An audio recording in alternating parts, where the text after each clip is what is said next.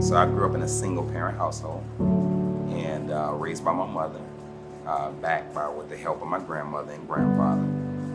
And it was tough because she was trying to make a way financially, trying to figure it out, trying to find out how she could keep food on the table to feed my brother and I. And so it was tough for her because wasn't enough hours in a day to be able to come home and produce the amount of money she needed to fuel her family. So we pretty much grew up trying to figure it out. I would say the figuring out story, you know.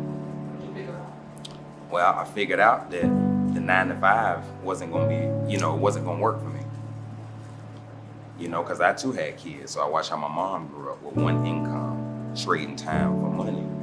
And I just really felt like it had to be a better way if I wanted a different life. So I watched hardworking people like my grandmother, for example, worked 30 years for Bell South.